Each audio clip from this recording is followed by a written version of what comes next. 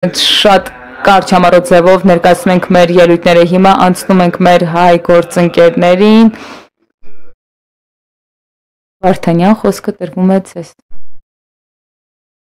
Շնորհակալություն հարգարժան գործընկերներ քանի որ մենք խոսում ենք արևելյան գործընկերության նոր գլխի նոր էջի մասին մենք պետք է հիշենք որ ժողովրդավարությունը եւ անվտանգությունը абստրակտ նպատակներ չեն դրանք կառուցվում են մարդու իրավունքների մարդկանց կյանքի եւ արժանապատվության վրա այսօր ես ուզում եմ խոսել այն բարոյական խնդիրների մասին որոնք իրապես փորձարկում են մեր արժեքները ես խոսում եմ հայ ռազմագերիների մասին Բաքվում եւ Լեռնային Ղարաբաղում մեր պատմական հուշարձանների եւ ժառանգության մշակութային ժառանգության ավերման մասին այսօր մենք դեռևս ունենք ռազմագերիներ 2020 թվականի պատերազմից հետո եւ հայ ժողովրդի Լեռնային Ղարաբաղում 2023 թվականին էթնիկ զտումներից հետո մենք ունենք 23 պաշտոնական տվյալներով, բայց ասում են, որ ավելի քան 80 հայեր կան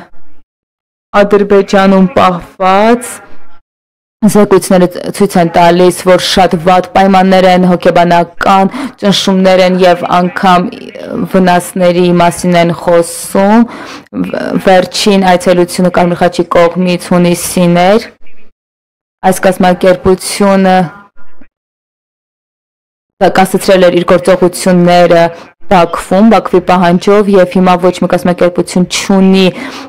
իրավունք այցելելու Ռազմագերիներ նրանք միայն պահվող անձինք չեն, նրանք քաղաքական մարդիկ են, որոնք այս փորձառությունը ցանկացած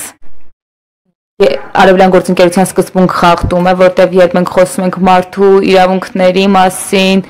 սա խարխլում է անվտանգությունը, բարոյական արժեքները, հարգարժան գործընկերներ, Եվրամիությունը եւ խորհրդանական վեհաժողովը միշտ կանգնել են մարդու իրավունքների արժանապատվության օրենքի գերակայության համար։ Մենք չենք կարող այլ սկզբունքներով գնալ, բայց այս սկզբունքները հենց արևելյան գործընկերության տարածաշրջանում խախտվում են։ Դրա համար ես կոչ եմ անում միջամտելու այս վեհաժողովին Հումանիտար կազմակերպությունների միջոցով աջակցելու բոլոր ռազմագերիներին ազատ արձակելու գործընթացում եւ ամեն բան անելու, որպեսզի նրանք մարդկային վերաբերմունք ստանան։ Միևնույն ժամանակ մենք չենք կարող անտեսել ոտնձգության մեկ այլ տեսակ, դա էլ Լեռնային Ղարաբաղում Հայաստանի մշակութային եւ պատմական ժառանգության ավերում է խաչքարներ, ամբողջական բնակավայրեր ուղղակի ջնջվում են, վերացվում են առանց ճանաչման։ Սա ուղղակի մշակութային զտում է, որպեսզի ջնջվի պատմությունը եւ մարդկանց իրենց երկրում գոյատևելու պատմության փաստը։ Սա կոնվենցիային է խախտում է Հարգարժան գործընկերներ, եթե մենք իսկապես նոր գլուխ ենք բացում արևելյան գործընկերության էջում, թող դա լինի մի գլուխ, որտեղ